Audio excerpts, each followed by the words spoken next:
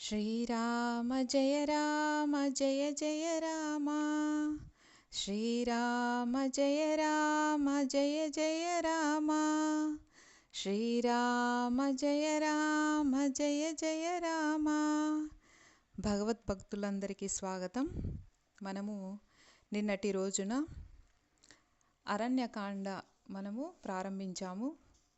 ఏ విధంగా రాముడు సీతాలక్ష్మణ సమేతంగా అరణ్యంలో ముందుకు వెళ్తూ ఉన్నాడు. తర్వాత అక్కడ ఆయన శరభంగ మహర్షి యొక్క ఆశ్రమానికి వెళ్తూ ఉన్నారు అనే చోట మనము ఆపి ఉన్నాము. అక్కడి నుంచి మొదలు పెడదాం. కాబట్టి రాముడు సీతాలక్ష్మణ సమేతంగా శరభంగుని యొక్క ఆశ్రమానికి వెళ్తూ ఉన్నారు. వాళ్ళు ఆశ్రమం యొక్క పరిసర ప్రాంతాలకు చేరుకునేసరికి అక్కడ వాళ్లకు చాలా గొప్ప దివ్యమైనటువంటి ఒక కాంతి కనపడుతూ ఉందన్నమాట. మరి ఏమిటి ఆ కాంతి అని అంటే, అక్కడ ఒక రథం నిలబడి ఉంది. ఆ రథం ఎలా ఉంది అంటే, సూర్యుడు అగ్నిహోత్రుడు ఇద్దరూ కలిసి ఉన్నారా అన్నంత తేజోవంతంగా ఉంది. మరి అక్కడ ఉన్నటువంటి ఆ కాంతి ఒక రథానికి సంబంధించినది.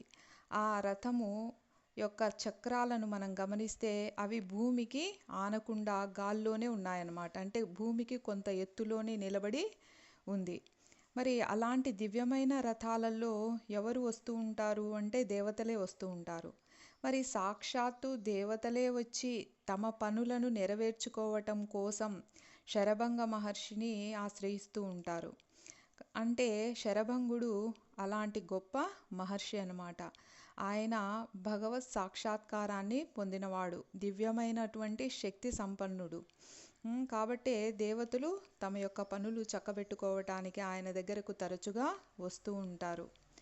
మరి ఆ కాంతిని గమనిస్తూ ఉన్నారన్నమాట సీతారాముడు, లక్ష్మణుడు. మరి అందులో ఒక వ్యక్తి ఉన్నాడు ఆ రథంలో.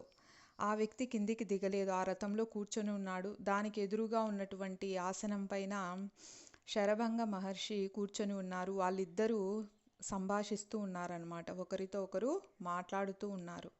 ఆ రథం ఎంత గొప్పగా ఉందంటే దానికి ఆకుపచ్చని గుర్రాలు కట్టబడి ఉన్నాయన్నమాట.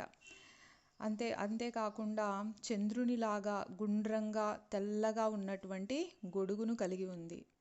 అందులో ఉన్నటువంటి వ్యక్తి కోటి సూర్యుల కాంతిని కలిగి చాలా ప్రకాశవంతంగా ఉన్నాడు. ఇద్దరు దివ్యమైనటువంటి కాంతలు ఆయనకు అటు ఇటు నిలబడి విసురుతున్నారన్నమాట వింజామరలతో. అంతేకాకుండా ఆ రథానికి 4 దిక్కుల ఒక్కొక్క దిక్కులో 100 మంది గొప్ప యోధులు నిలబడి ఉన్నారు. అలా మొత్తం 4 వైపులా 400 మంది యోధులు కాపలా కాస్తూ ఉన్నారన్నమాట. ఆ విధంగా ఉన్నటువంటి ఆ రథంలో ఉన్న వ్యక్తి గొప్ప కిరీటాన్ని ధరించి ఉన్నాడు. ఆ వ్యక్తి రాముడు అక్కడికి వస్తూ ఉండడాన్ని గమనిస్తూ ఉన్నాడనమాట. ఇంకా మాట్లాడుతున్నాడు శరభంగ మహర్షితో. ఈ విషయాన్నంతటినీ సీతారామ లక్ష్మణులు గమనించినప్పుడు రాముడు చెప్తున్నాడు, లక్ష్మణ, నువ్వు సీతను జాగ్రత్తగా కాపాడుతూ ఉండు, నేను వెళ్ళి అక్కడ ఏం జరుగుతుంది అని చూసి వస్తాను అని. కాబట్టి ఏ పరిస్థితుల్లో ఉన్నా కూడా రాముడు ఇదేదో వింత ఉంది, మనం చూసి వద్దామని హడావిడిగా వెళ్ళిపోవడం లేదు. ముందుగా సీత యొక్క భద్రతను చూస్తున్నాడు. కాబట్టి లక్ష్మణునికి అప్పగించి సీతను జాగ్రత్తగా చూస్తూ ఉండు అని రాముడు అక్కడికి వెళ్తున్నాడు. రాముడు అక్కడికి వెళ్ళడాన్ని చూసినటువంటి ఆ రథంలోని వ్యక్తి వెంటనే శరభంగ మహర్షితో చెప్తూ ఉన్నాడనమాట. ఆ వ్యక్తి ఎవరో కాదు, సాక్షాత్తు ఇంద్రుడే. ఆయన ఏమని చెప్తున్నాడంటే, నేను ఇప్పుడు రామునితో మాట్లాడదలుచుకోవడం లేదు, ఆయనను కలవాలని అనుకోవడం లేదు. ఎందుకంటే ఆయన వచ్చినటువంటి అవతారం యొక్క ప్రయోజనం పూర్తయిన తరువాత, అంటే రావణాసురుణ్ణి సంహరించిన తరువాత నేను ఆయనతో మాట్లాడతాను. కాబట్టి నేను ఇప్పుడు వెంటనే వెళ్ళిపోతాను. మీరు రాముడికి ఈ అవతార కార్యానికి కావలసినటువంటి సమర్థతను మీ యొక్క తపశ్శక్తుల ద్వారా ఆయనకు అందజేయాల్సి ఉంటుంది. కాబట్టి మీరు ఆ విధంగా చేయాలి. అంటే ఇప్పుడు దేవతలందరూ ఎందుకు వచ్చారు అక్కడికి? ఇంద్రుడితో సహా కొంతమంది దేవతలు ఎందుకు వచ్చారు అంటే వాళ్ళ యొక్క కార్యం. అంటే ఎప్పుడైతే రావణాసురుడు మరణిస్తాడో అప్పుడు అందరు దేవతలు సంతోషిస్తారు. కాబట్టి వాళ్ళ యొక్క కార్యానికి అవసరమైనటువంటి పనులను నెరవేర్చుకోవడానికి రామునికి ఆ శక్తిని ఇవ్వడం కోసం శరభంగ మహర్షిని అర్థించడానికి వచ్చాడనమాట అక్కడ ఇంద్రుడు. కాబట్టి ఆ విధంగా శరభంగ మహర్షికి చెప్పి ఆయన వెంటనే వెళ్ళిపోతున్నారు. 1000 అశ్వములు లాగుతున్నటువంటి ఆ రథము మీద ఉన్నటువంటి ఇంద్రుడు వెంటనే ఆకాశ మార్గంలోకి ఎగిసి వెళ్ళిపోయాడనమాట. ఆ అద్భుతాన్ని చూస్తూ ఉన్నారు సీతారామ లక్ష్మణులు. చూసి వాళ్ళు ముగ్గురు కూడా వెళ్ళి మహర్షి యొక్క పాదాలకు నమస్కరిస్తున్నారు. మరి ఇక్కడ మనం రామాయణంలో గమనిస్తే ప్రతి చోట నమస్కారము, ప్రదక్షిణము అనేవి తరచుగా మనము గమనిస్తూ ఉంటాం. ప్రతి ఒక్క మహర్షి దగ్గర, ప్రతి ఒక్క నది దగ్గర, పవిత్రమైన స్థలాల దగ్గర నమస్కారం చేయడం జరుగుతూ ఉంది. ఈ నమస్కారము ఎలా చేయాలి అని అంటే, ఎవరైనా మన ఇంటికి పెద్దలు వచ్చారనుకోండి, ముందు మీరు వెళ్ళి నమస్కారం చేయడం, తర్వాత మీ ఇంట్లో వాళ్ళు ఒక్కొక్కరు వచ్చి, మీ అబ్బాయి ఒకసారి, మీ నాన్నగారు ఒకసారి, మీ చెల్లెలు ఒకసారి, అలా ఒక్కొక్కరు వచ్చి నమస్కారం చేయకూడదనమాట. అందరూ కలిసి ఒకసారిగానే వచ్చి కుటుంబ సభ్యులందరూ, అంటే అప్పుడు ఏమని అర్థమవుతుంది, ఆయన యొక్క రాక అందరికీ చాలా ముఖ్యము అని తెలుస్తుందన్నమాట. కాబట్టి గొప్ప వాళ్ళైనటువంటి వాళ్ళు, గురువు సమానులైన వాళ్ళు మన ఇంటికి వచ్చినప్పుడు ఇంటిలోని సభ్యులందరూ కూడా ఒక్కసారి వచ్చి ఆయనకు ఒక ఉచిత ఆసనాన్ని ఇచ్చి ఆయన ఆసనం పైన కూర్చున్న తర్వాత అందరూ కలిసి ఒక్కసారి నమస్కారం చేయాలి. ఆ విధంగా చేసినప్పుడు వాళ్ళు కూడా వీళ్ళకు చాలా మర్యాదస్తులు, మర్యాద బాగా తెలుసు అని అర్థం చేసుకుంటారు. మరి కొంతమంది దండవత్ ప్రణామాలు అని సాష్టాంగ నమస్కారాలు చేస్తూ ఉంటారు. మరి అలా సాష్టాంగ నమస్కారం చేసే వాళ్ళు మగవాళ్ళైతే సాష్టాంగ పడవచ్చు, కానీ ఆడవాళ్ళు మాత్రం వాళ్ళ యొక్క కడుపు, వక్షస్థలం నేలకు తగలకుండా వాళ్ళు నమస్కారం చేయాల్సి ఉంటుంది. సో ఒక జీవి యొక్క పుట్టుకకు, వాళ్ళ యొక్క పోషణకు కారణమైనటువంటి ఆ భాగాలు నేలకు తగలకుండా నమస్కారం చేయడము స్త్రీలకు ఇచ్చేటువంటి గౌరవం అన్నమాట. కాబట్టి వాళ్ళను అగౌరవపరచకుండా వాళ్ళు ఆ విధంగా నమస్కారం చేస్తారు. మోకాళ్ళ మీద నిల్చుని వంగి నమస్కారం చేస్తారు. ఈ విధంగా నమస్కారం చేయడం అంటే మనము వాళ్ళకి శరణాగతి చేస్తున్నట్టు, మన యొక్క అహంకారాన్ని వదిలిపెట్టి మనం నమస్కారం చేసేటప్పుడు కూడా కొద్దిగా వంగి నమస్కారం చేయాల్సి ఉంటుందన్నమాట. అలా నిలబడి నిలువుగా ఉండి నమస్కారం చేయకూడదు. ఎప్పుడైతే మనం వంగి నమస్కారం చేస్తామో మన అహంకారాన్ని అక్కడ వదిలేస్తున్నట్టు దానికి సూచన. ఆ విధంగా వాళ్ళు నమస్కారం చేస్తారు. చేసిన తర్వాత ఆ ఋషి తో మాట్లాడుతున్నారనమాట రాముడు. ఇక్కడకు ఇంద్రుడు వచ్చారు కదా, ఆయన ఎందుకు వచ్చారో దయచేసి మాకు చెప్పండి అని అడుగుతున్నారనమాట. ఇక్కడ మనం ఒక విషయాన్ని గమనించవచ్చు. మనము ఈ సంఘటనలో అంతా కూడా బాహ్యంగా మాట్లాడే మాటలు రామాయణానికి, రామునికి సంబంధించినవిగా అనిపిస్తాయి. కానీ అంటే వాళ్ళ యొక్క మనసు లోపల రామకార్యానికి సంబంధించిన పనులాగా కనిపిస్తాయన్నమాట. బయటికి చెప్పేది మాత్రము రాముడు భగవంతుడు కాదు, నరుడు అన్నట్టు చెప్పినట్టు ఉంటుంది. కానీ వాళ్ళకు మనసులో తెలుసు రాముడు భగవంతుడు ఈ విధంగా నరుని రూపంలో వచ్చాడు, కాబట్టి ఆయన పనులు జరగడానికి వీలుగా అక్కడ చర్చలు అనేవి జరుగుతూ ఉంటాయన్నమాట. కాబట్టి ఎందుకు వచ్చారు ఆయన, దయచేసి మాకు చెప్పండి అని అంటారు. కానీ అప్పుడు శరభంగ మహర్షి ఈ విధంగా నీ కార్యానికి కావలసినటువంటి సమర్థతను నేను ఇవ్వవలసి ఉంటుంది, అందుకే నాకు చెప్పడానికి వచ్చారు అని ఆయన చెప్పలేదు. ఆయన ఇంకొక కారణం కూడా ఉంది కాబట్టి దాన్ని మాత్రమే చెప్తున్నారు. ఏంటది అంటే, కఠోరమైన తపస్సు సాధనలు ఆచరించి నేను ఎంతో పుణ్యాన్ని సంపాదించుకున్నాను రామా, కాబట్టి నన్ను బ్రహ్మలోకానికి తీసుకువెళ్ళడానికి ఇంద్రుడి ఇక్కడికి రావడం జరిగింది. ఇది కూడా ఒక కారణమే. కానీ ఇంకొక కారణాన్ని అక్కడ ఋషి చెప్పడం లేదన్నమాట. ఇక్కడ మరి ఏం చెప్తున్నారు అంటే, కాబట్టి నీవు ఎలాగూ నాకు చాలా దగ్గరగా ఉన్నావని తెలిసి ఇంకా ఇక్కడికి వస్తున్నావని తెలిసి నేను ఇంద్రుడిని పంపించేశాను. చూడండి మహర్షులు ఎంత గొప్ప తపశ్శక్తి కలిగి ఉంటారు అంటే, సాక్షాత్తు దేవతలే వచ్చి బ్రహ్మలోకానికి తీసుకెళ్తున్నా కూడా అదేదో పక్క ఊరికో లేదా పక్కింటికో వెళ్తున్నట్టు, పర్లేదు మీరు వెళ్ళండి నేను తర్వాత వస్తాను అని చెప్పగలిగేంత స్థాయిలో వాళ్ళ తపశ్శక్తి అనేది ఉంటుందన్నమాట. కాబట్టి ఆయన అలా రమ్మన్నారు, కానీ నువ్వు వస్తున్నావు కాబట్టి నిన్ను చూడాలని నేను ఆ స్వర్గాధిపతికి చెప్పాను అని శరభంగుడు సమాధానమిస్తారనమాట. అప్పుడు సరే నేను ఈ అరణ్యవాసంలో నివసించడానికి ఒక మంచి ప్రదేశాన్ని నాకు సూచించండి మహర్షి అని అడుగుతాడు రాముడు. అప్పుడు శరభంగుడు చెప్తారనమాట. సరే ఇక్కడ దగ్గరలో సుతీక్షణ అనేటువంటి మహర్షి ఉన్నారు, ఆయన దగ్గరికి వెళ్ళి మీరు నివసించవచ్చు అని చెప్తారు. ఆయన యొక్క ఆశ్రమము మీరు ఎలా కనుక్కోవచ్చు అంటే, మీరు వెళ్తూ ఉంటే అక్కడ గంగా నది మీద గుత్తులు గుత్తులుగా పూలు వెళ్ళిపోతూ ఉంటాయి. మీరు ఆ గుర్తును బట్టి ఆ పూలు ఎలా వెళ్తున్నాయో ఆ విధంగా వెళ్తూ ఉంటే మీకు ఆ ఋషి యొక్క ఆశ్రమం కనిపిస్తుంది అని చెప్తారు. చెప్తే ఆయన అరణ్యంలోకి వెళ్తూ ఉంటారు, వెళ్ళాలని అనుకుంటారు. అంతలోపలే ఏమని చెప్తున్నారు, రామ నాకు సంబంధించినంత వరకు ఇంకొక ప్రార్థన ఉంది. అదేంటంటే, మీరు చూస్తూ ఉండగానే నా దేహాన్ని నేను త్యజించాలని అనుకుంటున్నాను, కాబట్టి మీ సన్నిధిలో నేను దేహత్యాగాన్ని చేస్తాను అంటున్నారు. ఎందుకు? ఒకవేళ ఆయన మామూలు రాముడే అయితే, మనిషి అయితే ఋషి ఆ విధంగా కోరాల్సిన అవసరం లేదు. కానీ ఆయన సాక్షాత్తు భగవంతుడు అని ఆయనకు తెలుసు కాబట్టి, రాముడు భగవంతుడు కాబట్టి ఆయన సన్నిధిలో దేహాన్ని త్యాగం చేయాలని ఆయన అనుకుంటున్నాడనమాట.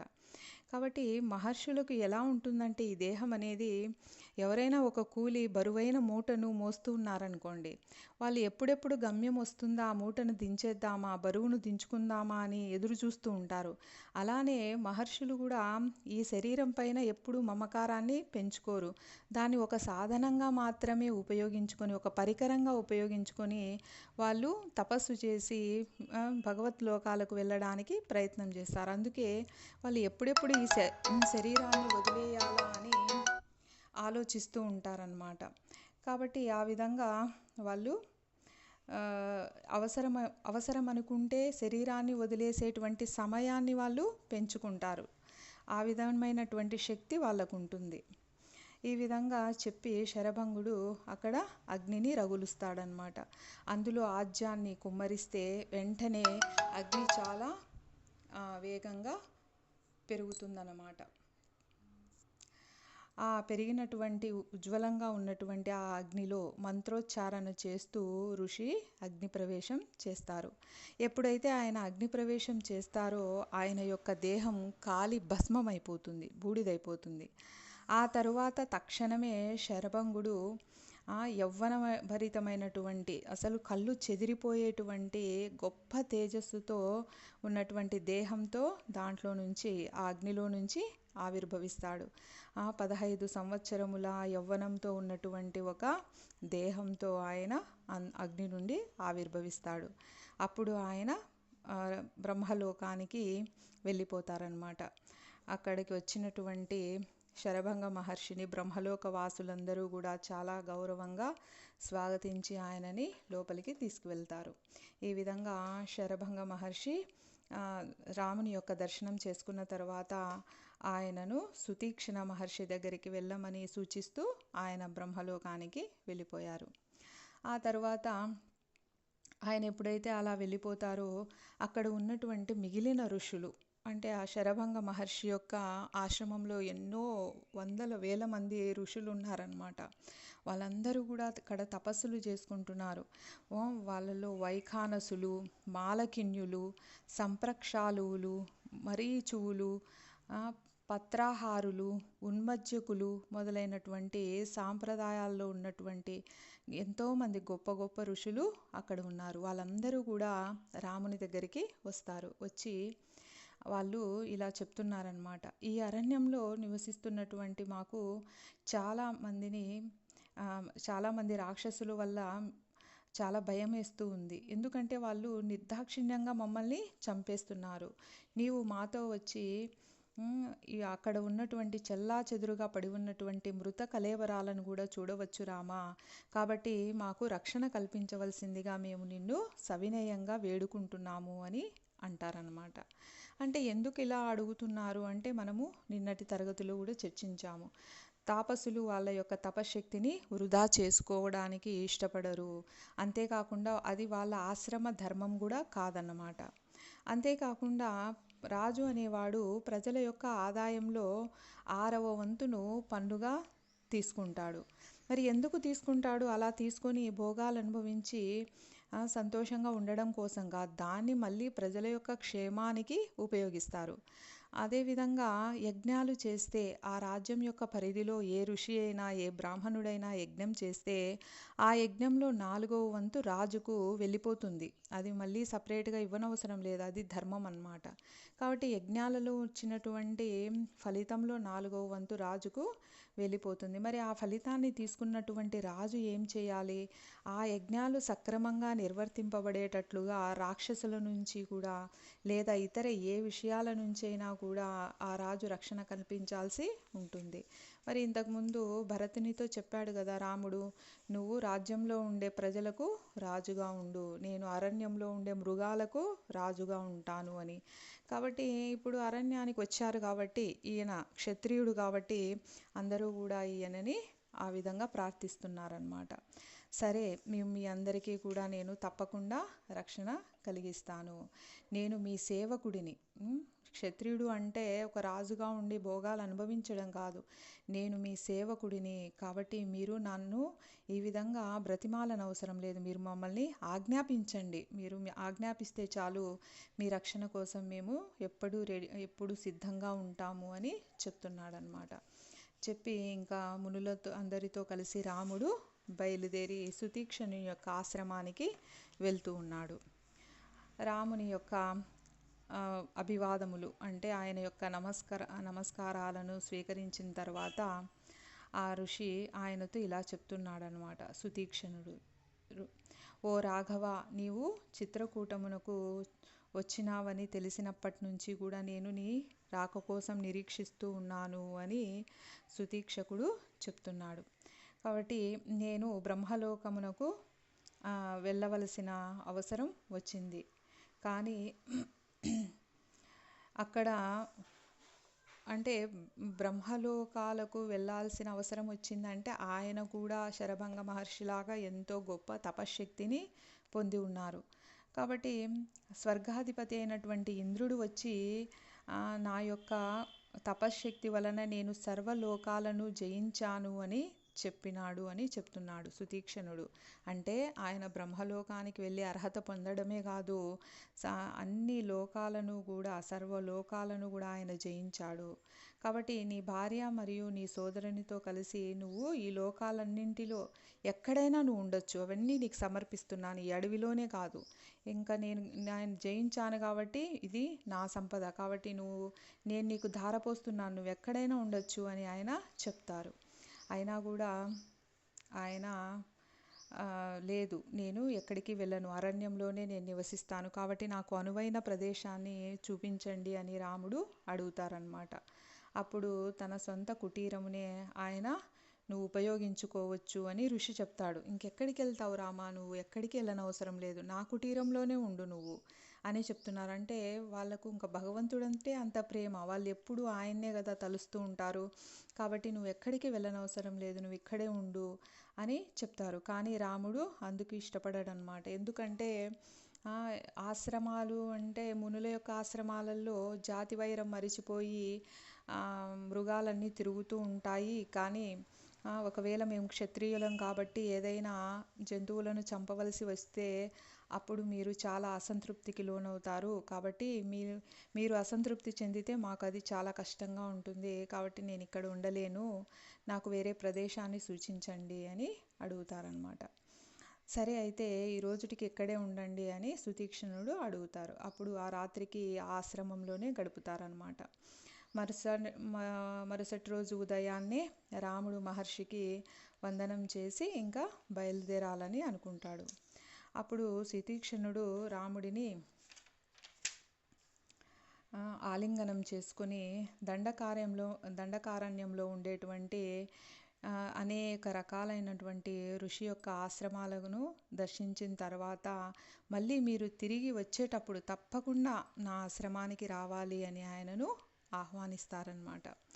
తర్వాత ఒకరోజు రాముడికి ఇలా వెళ్తూ ఉన్నారు. అంటే ఆయన ఆహ్వానించిన తర్వాత ఇంకా వాళ్ళు బయలుదేరి దండకారణ్యంలో నడుస్తూ ఉన్నారు. నడుస్తూ ఉంటే సీత రామునికి ఒక సలహా ఇవ్వాలని అనుకుంటుంది. అనుకుని ఆమె ఈ విధంగా చెప్తూ ఉందన్నమాట.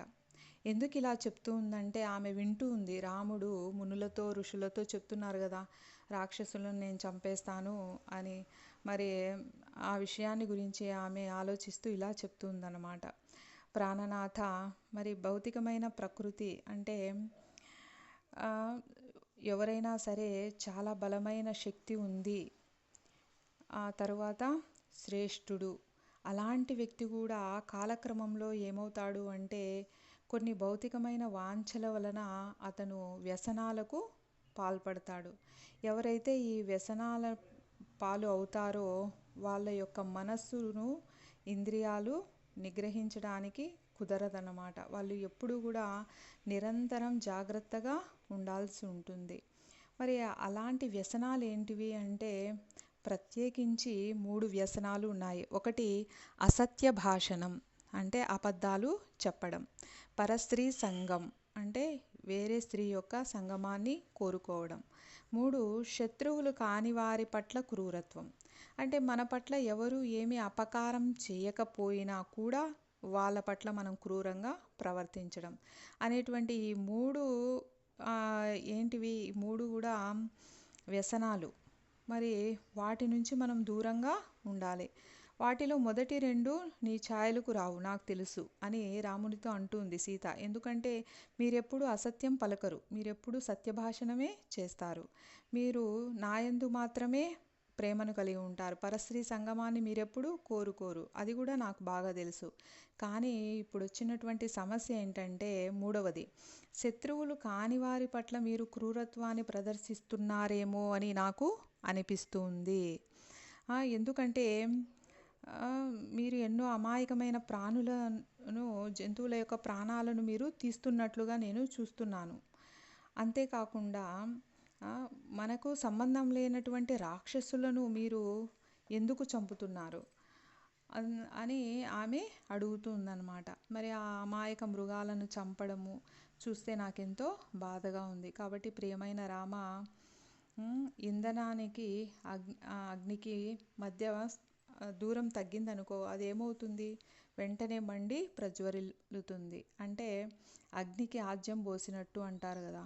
మరి అలాంటిది మామూలుగానే రాముడు క్షత్రియుడు, ఒక వీరుడు. అలాంటిది నీ చేతిలో ధనస్సు ఉందనుకో, ఏమవుతుంది, దాన్ని ఉపయోగించాలని నీకు అనిపిస్తూ ఉంటుంది. దానివల్ల అనవసరంగా నువ్వు ప్రాణహింస చేస్తూ ఉంటావు. కాబట్టి అది దూరంగా ఉంచితే మంచిది అని సీత రామునికి చెప్తుందన్నమాట.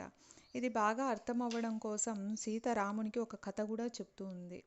ఏమని, చూడు రామ, నేను నీకు ఒక కథ చెప్తాను విను అని చెప్తుందన్నమాట. ఒకప్పుడు ఒక మహర్షి ఉండేవాడు. అతను ఎంతో శక్తివంతమైన తపస్సాధనలు ఆచరిస్తూ ఉన్నాడు. అతని వలన తపశ్శక్తి వలన తమ యొక్క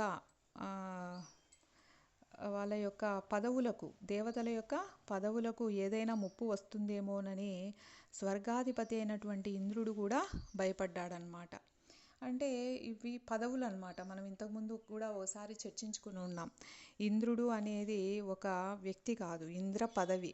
అందులో ఎంతోమంది మారుతూ ఉంటారు. ఎవరైతే ఎక్కువ తపశ్శక్తి కలిగి ఉంటారో వాళ్ళు ఇంద్ర పదవిని పొందుతూ ఉంటారనమాట. అలాగే దేవతా పదవులు కూడా అలాగే ఉంటాయి. కాబట్టి ఆ పదవిని ఎవరైతే ఎక్కువ తపశ్శక్తిని పొందుతారో వాళ్ళు ఆక్రమిస్తారని, ఎక్కడ ఇతను నా యొక్క పదవిని తీసుకుంటాడో అని ఆ ఋషి యొక్క పురోగతిని నిరోధించాలనేసి ఇంద్రుడు ఒక గొప్ప యోధుని రూపం దాలుస్తాడనమాట. ఇంద్రునికి కావలసిన రూపం దాల్చేటువంటి శక్తి ఉంటుంది.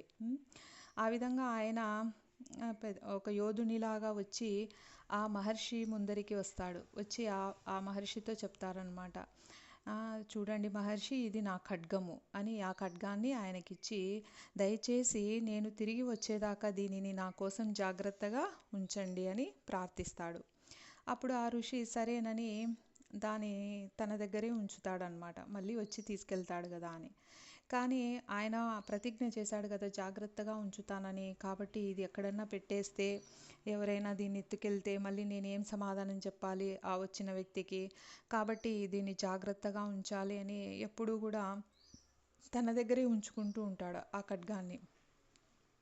అంతేకాకుండా ఆయన ఏదైనా ఫలాలు కోసుకోవాలి తినడానికి, దుంపలు సేకరించడం కోసం, లేదా అక్కడ ఏదైనా యజ్ఞం కోసం కావలసిన వస్తువులు తెచ్చుకోవడం కోసం వెళ్ళినప్పుడల్లా కూడా మళ్ళీ ఆ ఖడ్గాన్ని చేతిలో పట్టుకొని వెళ్తూ ఉంటాడు. ఒకసారి ఆ ఖడ్గం అలా ఇలా తిప్పుతూ ఉంటే పైన ఉన్నటువంటి పండ్లు ఆటోమేటిక్గా అవి తెగి కింద పడిపోతాయి.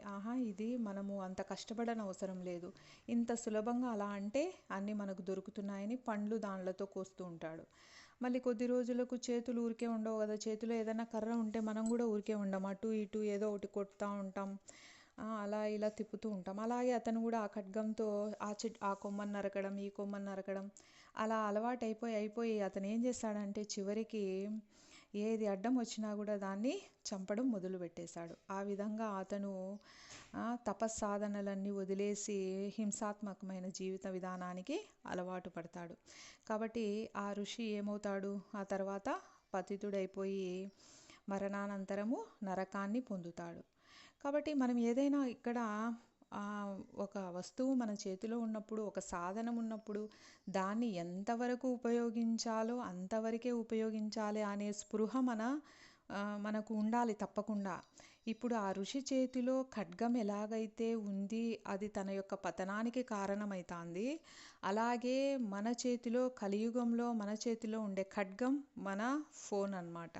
మరి ఈ ఫోన్ను ఉపయోగించి మనం ఎంతో మంచి విషయాలను నేర్చుకోవచ్చు, మంచి విషయాలను తెలుసుకోవచ్చు. కానీ మనం ఏం చేస్తున్నాం, దీన్ని అనవసరమైన విషయాలన్నింటికి ఉపయోగించి పతనమైపోయి చివరికి నరకాన్ని పొందుతున్నాం. కాబట్టి మనము ఈ వస్తువును ఎంతవరకు ఉపయోగించాలి, దేనికోసం ఉపయోగించాలి అనే విషయాన్ని ముందుగా మనం తెలుసుకొని ఆ విధంగా ఉపయోగించడం నేర్చుకోవాలి అని మనం ఈ కథ ద్వారా తెలుసుకోవచ్చు.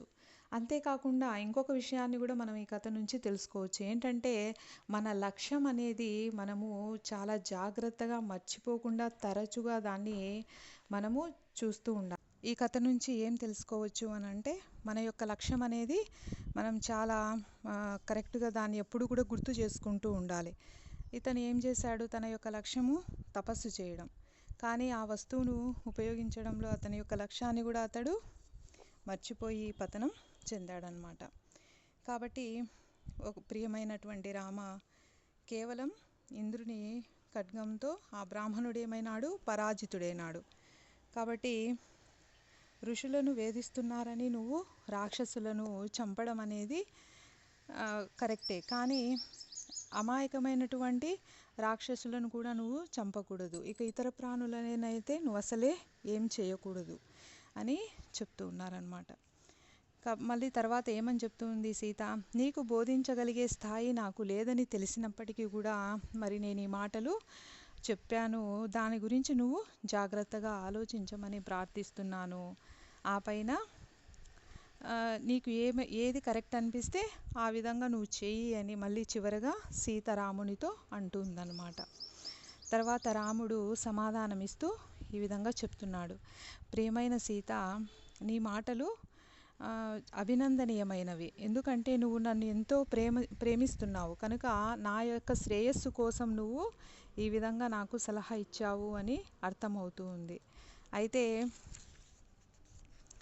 ఎవరైనా సరే నిజమైన ప్రేమ ఉన్నప్పుడు మాత్రమే వాళ్ళు ఇలాంటి సలహాలను ఇవ్వగలుగుతారు, లేకపోతే ఇవ్వలేరు. కాబట్టి నువ్వు అలా ఇచ్చావు, అయినా కూడా నీకు వివరంగా నేను చెబుతాను. ఓ జానకి, ఋషులు స్వయంగా రాక్షసులను సులభంగా చంపగలుగుతారు, కానీ దానివల్ల వాళ్ళు తమ యొక్క తపస్సాధనలను ద్వారా పొందినటువంటి పుణ్య ఫలితం అంతా తరిగిపోతుంది. కాబట్టి వాళ్ళు అలా చెయ్యరు. అందుకనే నేను దండకారణ్యంలోని రాక్షసులందరినీ మట్టు పెడతానని ఆయన వాగ్దానం చేశాను అని చెప్తున్నాడనమాట. ఒకవేళ ఆ రాక్షసులను చంపడంలో ఏ కారణం చేతనైనా కానీ నేను నిన్ను కానీ లక్ష్మణుని కానీ త్యజించవలసి వస్తే, వదిలిపెట్టాల్సి వస్తే, అప్పుడు నేను వారికి చేసినటువంటి వాగ్దానం కోసం మిమ్మల్ని కూడా నేను త్యజించేస్తాను. అంటే నా వాగ్దానాన్ని మాత్రం నేను ఎప్పటికీ విడువను అని చెప్తున్నారనమాట. కాబట్టి ఆ విధంగా చెప్పిన తర్వాత సీతారామ లక్ష్మణులు ఒక విశాలమైనటువంటి మనోహరంగా ఉన్నటువంటి ఒక సరోవరం దగ్గరకు చేరుకుంటారు. ఆ విధంగా వాళ్ళు దాన్ని చేరుకోగానే ఆ సరోవర జలములో ఎక్కడి నుంచో ఒక ధ్వని వినిపిస్తూ ఉందన్నమాట.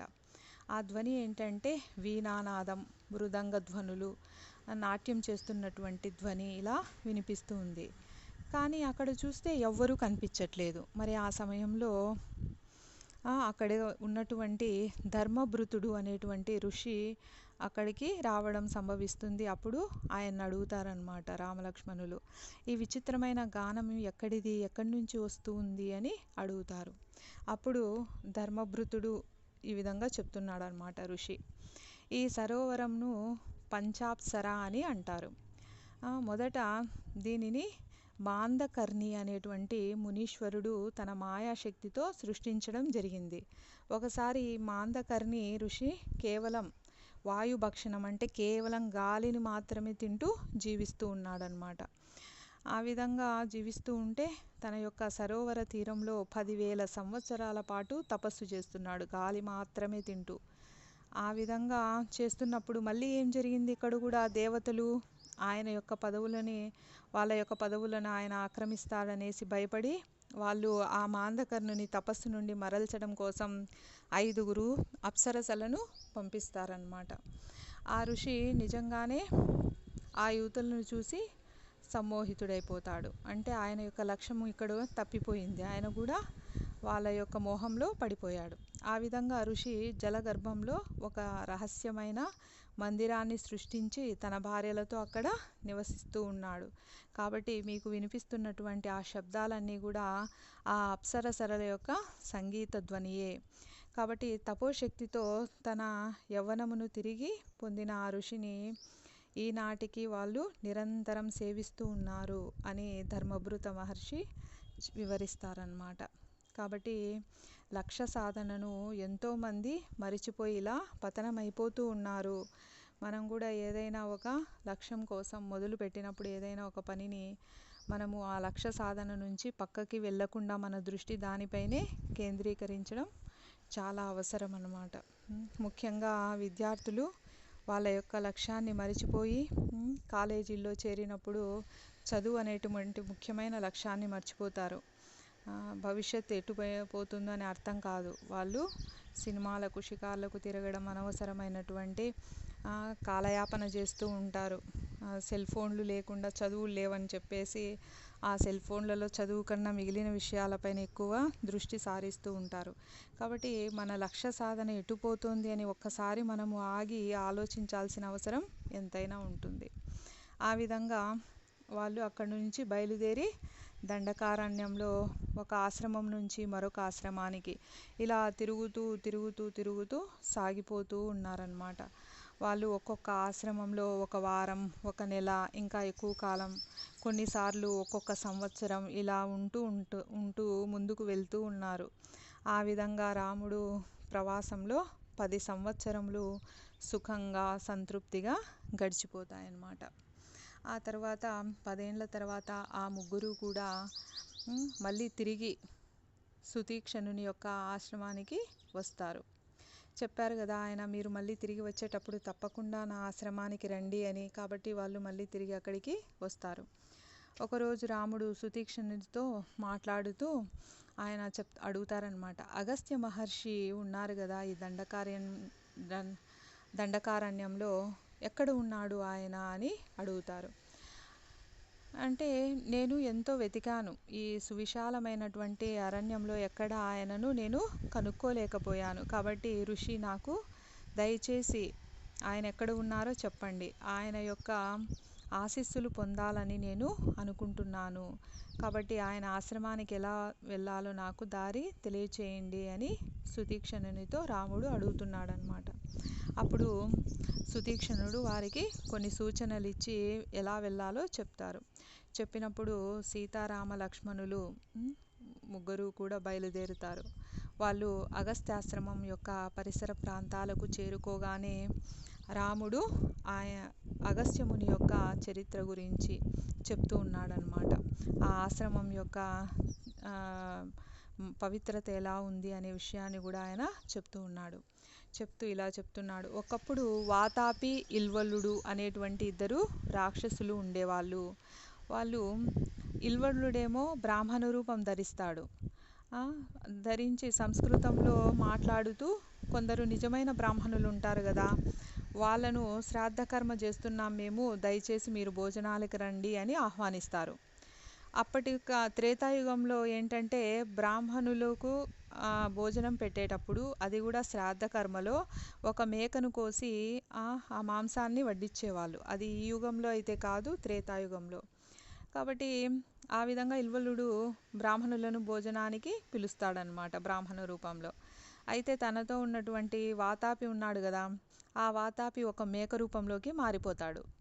అప్పుడు ఇల్వలుడు ఏం చేస్తాడు, వచ్చినటువంటి బ్రాహ్మణులను కూర్చోండి, మీకు ఆహారం తయారు చేస్తానని చెప్పి మేక రూపంలో ఉండే వాతాపిని చంపేసి వండి వాళ్ళకు వడ్డిస్తే ఆ బ్రాహ్మణులు తింటారు. తిన్న తర్వాత ఆ ముక్కలన్నీ లోపలికి పోతాయి కడుపులోకి. పోయిన తర్వాత ఇల్వలుడు మళ్ళీ ఏమంటాడు, సోదరా దయచేసి ఇక బయటకు రా అని గట్టిగా పిలుస్తాడు.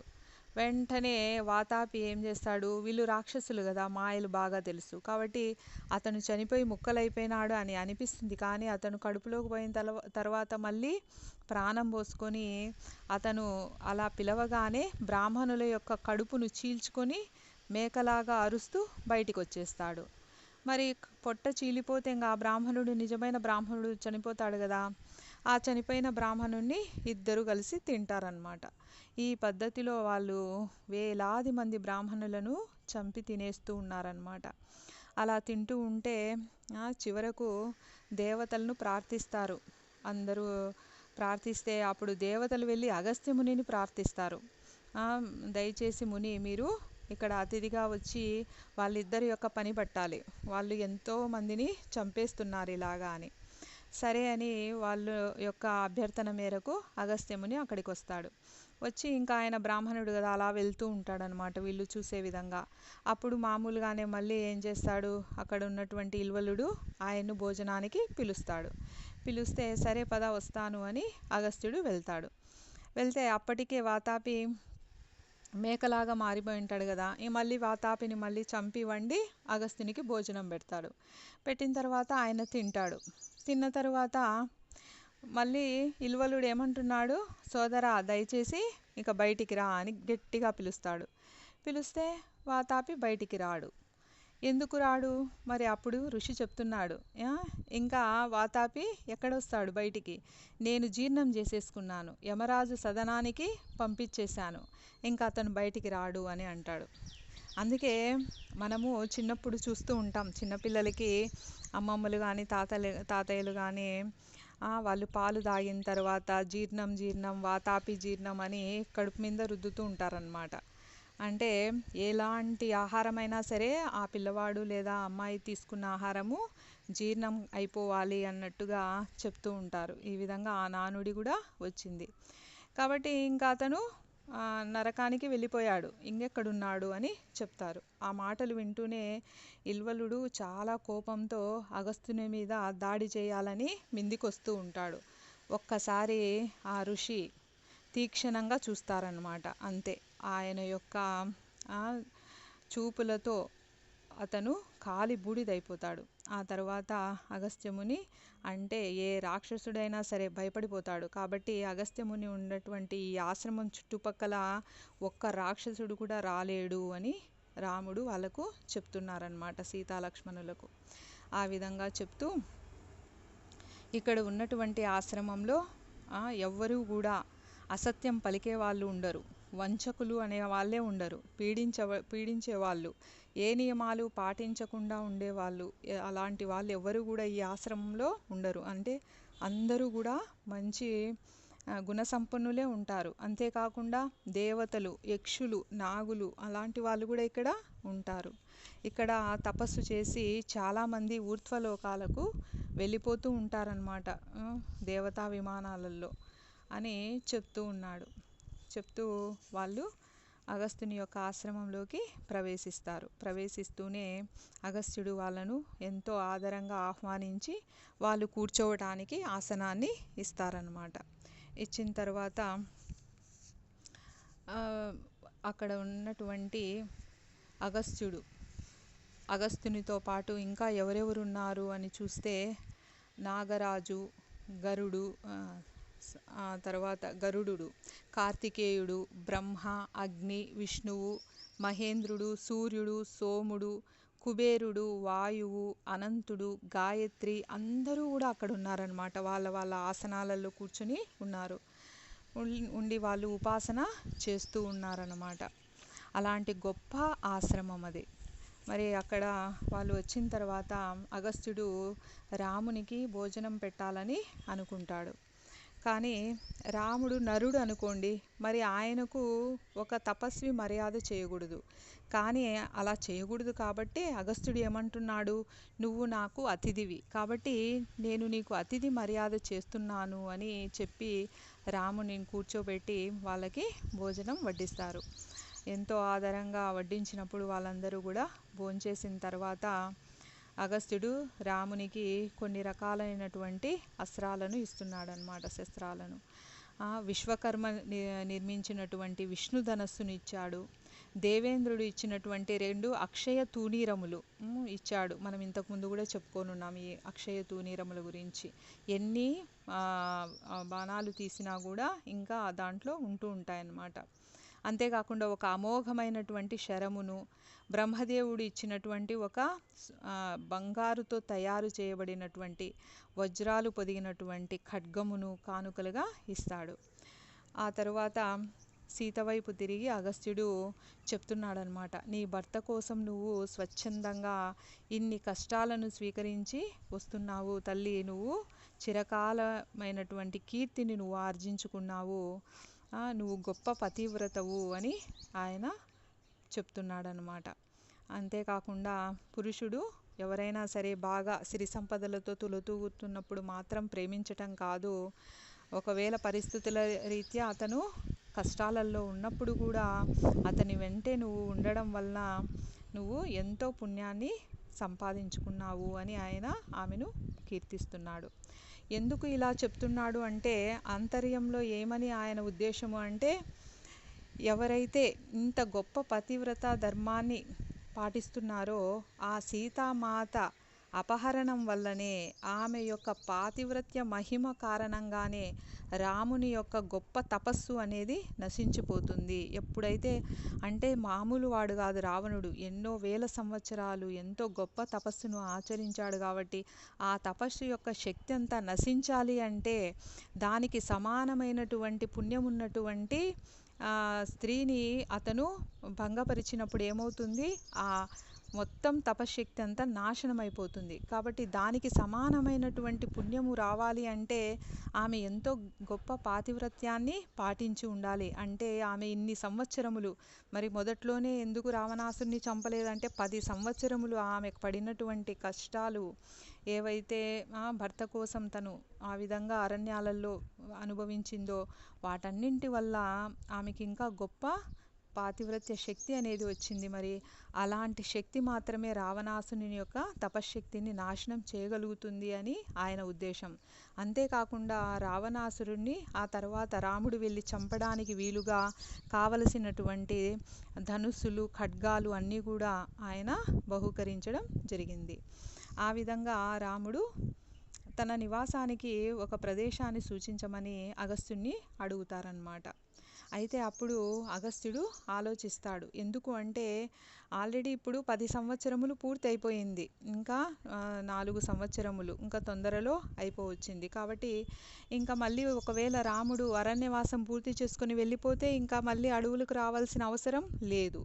ఇంకా అలా అయితే అవతార ప్రయోజనం తీరదు. కాబట్టి ఆయన బాగా ఆలోచించిన మీదట చెప్తున్నాడనమాట. ఎక్కడ ఉంటే ఈ అవతార ప్రయోజనం జరుగుతుంది అని ఆయన ఆలోచించి చెప్తున్నారనమాట.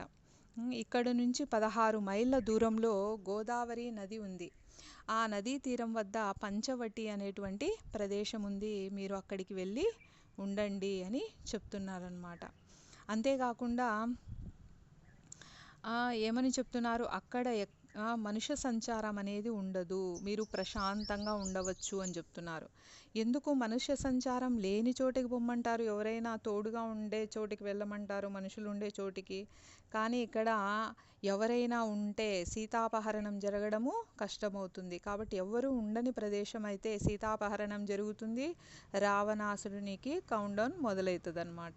కాబట్టి ఆ విధంగా జరగాలి అని ఆయన చెప్తున్నాడు. కాబట్టి నీ పట్ల నాకున్నటువంటి ప్రేమ మరింతగా పెంపొందింది రామా. నా యొక్క యోగ దృష్టితో నీ జీవిత సర్వస్వాన్ని నేను తెలుసుకొని ఉన్నాను. అంటే ఇంకా ఏం జరగబోతోంది తర్వాత అనే విషయాన్ని నేను తెలుసుకొని ఉన్నాను అని అగస్త్యుడు చెప్తున్నాడనమాట. చెప్పి ఇంకా ఇలా చెప్తున్నాడు, మరి నిన్ను అనుగమిస్తూ అరణ్యవాసంలో ఇన్ని కష్టాలకు వచ్చి ఉన్నటువంటి సీతను నువ్వు ఎప్పుడూ చిన్నబుచ్చొద్దు. ఆవిడ ఏం అడిగితే నువ్వు అది చెయ్యి. అంటే ఇండైరెక్ట్గా ఏమని చెప్తున్నాడు, బంగారు జింక కావాలి అంటే మామూలుగా అయితే ఏమని చెప్తాడు రాముడు, అసలు బంగారు జింకలు ఉండవు, ఎలా ఉంటాయి, ఇది అవసరం లేదు అని. కానీ ఆయన అందుకే చెప్తున్నాడు, ఆవిడ ఏమడిగితే అది నువ్వు చెయ్యి అని చెప్తున్నాడు. కాబట్టి ఇదంతా కూడా రావణ సంహారానికి చేస్తున్నటువంటి ఏర్పాట్లు అన్నమాట. ఆ విధంగా చెప్తారు. చెప్పిన తర్వాత ఋషాశ్రమం నుంచి వాళ్ళు బయలుదేరి పంచవటి వైపుకు ప్రయాణం సాగిస్తూ ఉన్నారన్నమాట. ఈ విధంగా పంచవటికి వెళ్ళిన తర్వాత వాళ్ళు ఎలా ఉంటారు, అక్కడ ఏ విధంగా జీవనాన్ని సాగిస్తారు అనే విషయాన్ని మనము తర్వాత తరగతిలో చర్చించుకుందాము. హరే కృష్ణ.